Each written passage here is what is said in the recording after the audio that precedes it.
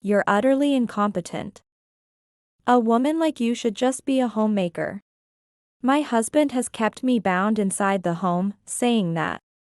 Despite my numerous attempts to prove to him that I am not incompetent, he never listened. I am not a slave. Even as I yelled that, he wouldn't turn around. My name is Sherry. I am a 47-year-old homemaker. My husband, Ted, is 48 and works as an office worker.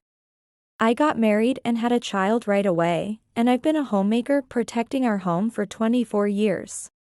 My husband completely looks down on me as a homemaker, often belittling me, thinking I know nothing about recent news or current trends.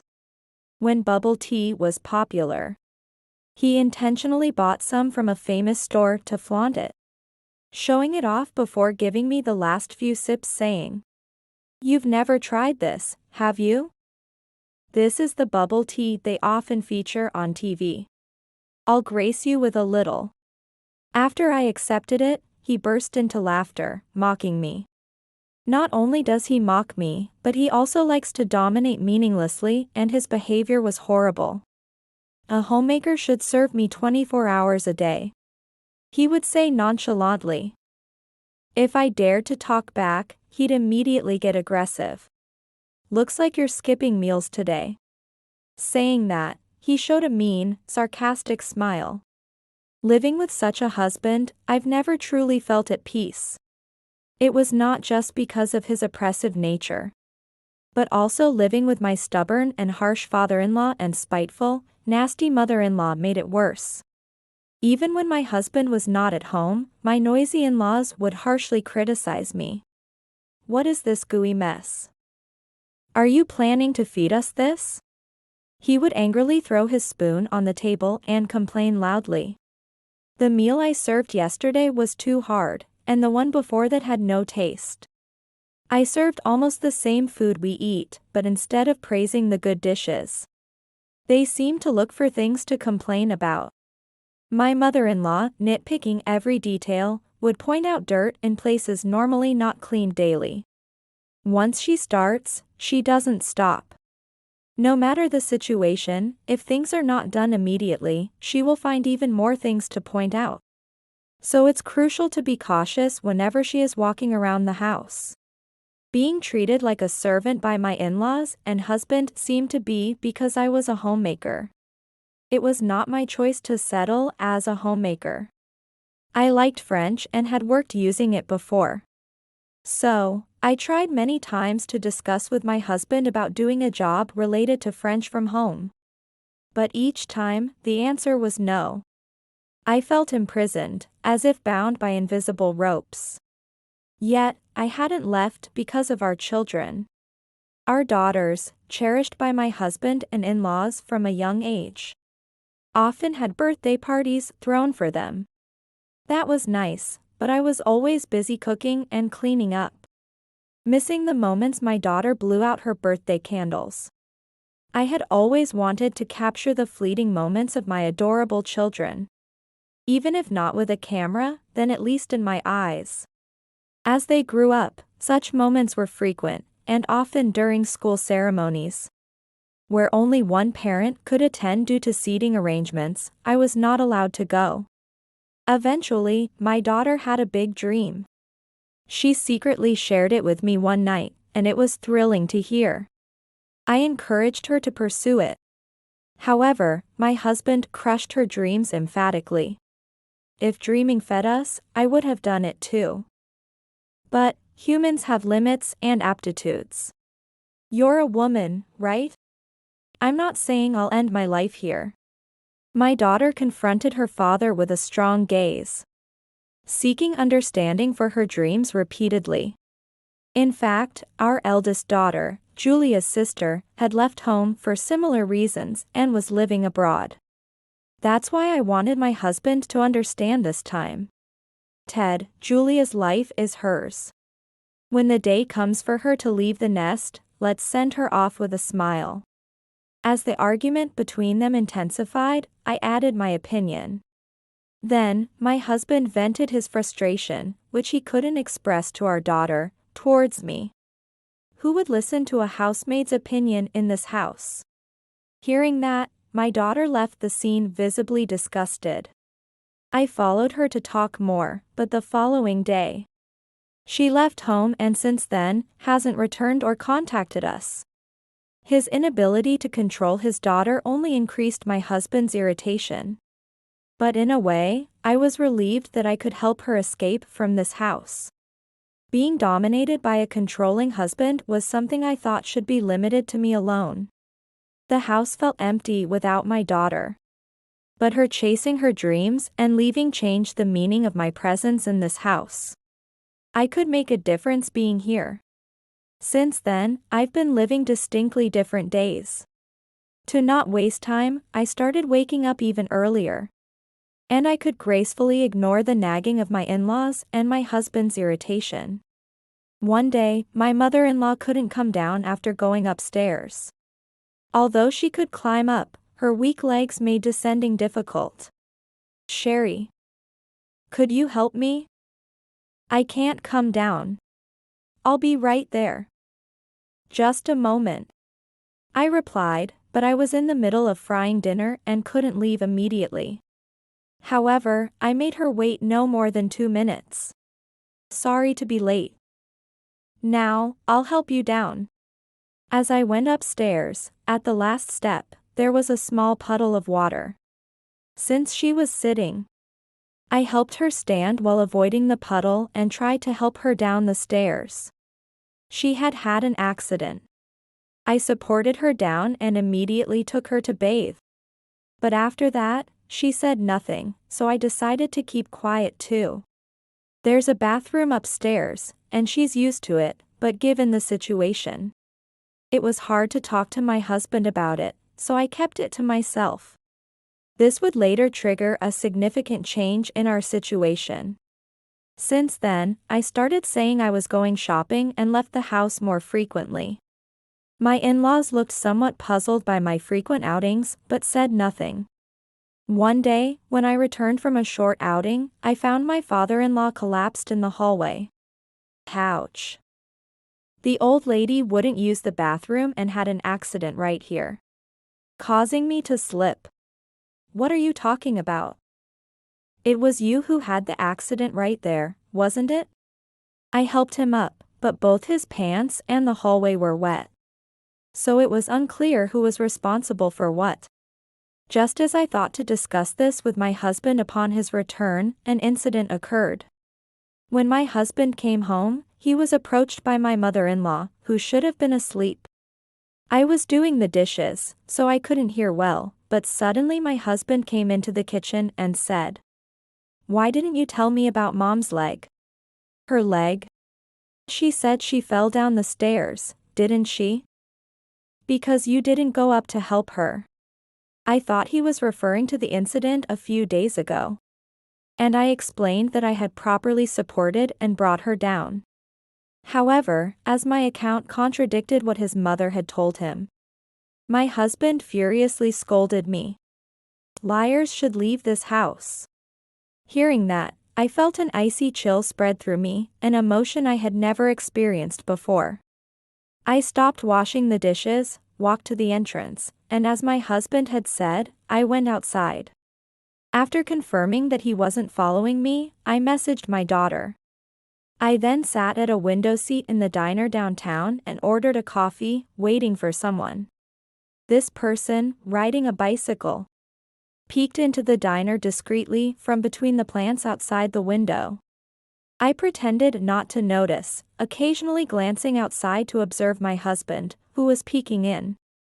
After driving me out, I knew my husband had guessed I would come to this diner, as it had happened a few years ago, assuming I would stay here aimlessly until morning. He would eventually learn that his assumption was baseless. Later, I took a bus to my sister's house, which was about an hour away. My sister, 2 years my senior and divorced, lived with her daughter and had been a great support. Despite the late hour, she welcomed me warmly, and for the first time in a while, I felt free from stress and slept soundly. I stayed at her apartment for a while, taking on all the household chores as a way to avoid being a burden. Every meal, both exclaimed how delicious the food was, which made me happy. During my over 20 years of marriage to my husband, had I ever been praised like that? 3 days after being driven out, I had not received any contact from my husband, which was a relief. I was fully prepared, and wouldn't have regretted it if we never met again. Then, my phone rang. It was from my eagerly awaited daughter. Meeting her in the city, I was surprised by her transformation. She had her long, beautifully dyed hair tied back loosely, wearing a simple suit. Her figure seemed slightly slimmer than when she had left home. We wept with joy at our reunion after 2 years. Mom, today I can finally repay you. First, let's get you some new clothes. She took me to a place she knew, and coordinated an outfit for me. I was amazed at the stranger in the mirror. After that, she took me out for delicious meals and to trendy dessert shops while telling me about her life in France. Big sister is doing well. She wants to see you. Following my advice, my daughter went to live with her sister in France. She was studying fashion while working and had finally seized a big opportunity. I want you to come with me. Actually, I've already rented an apartment for us. Laughing and crying, I nodded in agreement, excited about our new life ahead. Afterward, we headed to a hotel she had booked. It was a suite on the top floor of a luxurious hotel in the city, offering a stunning view of the cityscape. Just then, my phone rang. Enthralled by the lovely hotel, I answered the call in a daze, only to hear my husband's spiteful voice. Hey, are you alive? How's being homeless? Eating grass somewhere? A $2,000 per night luxury hotel is fabulous. What? He had expected that after kicking me out, I would return the following day. He had been hesitant to call, thinking it would be difficult since he had driven me out. Once he did call and found my circumstances strange, he became annoyingly inquisitive. Not wanting to spoil my luxurious hotel experience by listening to his voice for too long, I said I would come the following day and hung up. Dad is as usual, huh? Tomorrow, I'll reveal everything and end it. We laughed loudly together. A life free from blame was comfortable. The following day, as promised, I went to the house where my husband was waiting. Returning after a few days, the house felt dark, damp, and as haunted as a ghost house. I presented my husband with the divorce papers I had prepared. You're handing me this? How high and mighty do you think you've become? I've earned money to support you all. What complaints could you possibly have? You just tied me down so I couldn't move. I didn't hate being a homemaker. I hated being treated like a slave. Reflecting on everything, I continued. I wanted to work from home, but you opposed it. Then I realized, you didn't want a wife who could perfectly manage household tasks. You just wanted a slave you could vent your irritation on. Struck by the core truth, my husband looked at me sharply but refused to acknowledge it. What can you do? You say you worked in French, but that's nothing special. It might be nothing special to you, but it's French that works overseas. Once we divorce, I'm going to France with Julia. Julia. Have you been in contact with her? It seemed that Ted was genuinely surprised to hear her name. Even though I've tried to contact her, she hardly replies. What do you mean you're going to France with her? Just then, our daughter, who had been waiting outside, entered the living room. A long time no see, Dad. It had been years since they last met, and Ted was visibly moved, while Julia remained cool. You laughed off and crushed my dream of working in the fashion industry, didn't you? You wanted me to stay small, small enough to fit in your hand. That's how it felt when you said those words. Julia looked at me and continued. But Mom said the exact opposite. She told me to leave this place and pursue what I wanted to do. She even supported me in that. I spoke up for my daughter. You were against it, but there are plenty of jobs I could do from home using French. While you were at work, I managed the housework and earned money for my daughter. Sending her money all this time. He was dumbstruck by our words, speechless. Thanks to the money Mom sent me over the last 2 years, I was able to progress smoothly and without worry. Now, I can rescue Mom from here. My husband, his forehead slick with a sheen of sweat, managed to say. You've both been deceiving me for 2 years. It wasn't a deception. It was that you wouldn't let us speak. You never listened to anything we had to say, and all you ever did was negate us. At my words, he finally broke down crying. He hit his knees repeatedly with his fists, sobbing. A gesture that seemed like regret for his past actions, but it was too late. Just then, a car stopped outside, and my sister entered with a cheerful greeting. She had come to collect the few belongings I had left in the house. Since my daughter had left home, I had decided to divorce and had been gradually sending my belongings to my sister's place. The last items were a few pieces of clothing and photographs of my daughter's childhood. I decided to leave behind all the wedding photos. As my daughter and I said our farewells to Ted, the in-laws, who seemed to be in the room, called for him. As I greeted my mother-in-law who came out of the room, she seemed not to recognize me. Her behavior was strange. The door to their room was open, so I addressed my father-in-law inside. But he too seemed not to recognize me. Noticing a foul smell inside the room, I realized something was off. But my daughter and sister urged me to leave his house. Later, I received a message that he had submitted the divorce papers. It turned out that the in-laws might have dementia, and he was faced with the choice of either continuing to work while caring for them, or selling the house and putting them in a facility. Ted, approaching 50, complained that moving to an apartment would be tough. But I told him plainly that this was the end he had brought on himself, by treating his wife like a slave and restricting his daughter's life. As for me, I moved to France with my daughter and started a new life abroad. I was finally able to meet and connect with my eldest daughter again. My sister, who had helped me so much, planned to visit us soon with her daughter. Since I am fluent in French, I look forward to showing them around and enjoying our time together.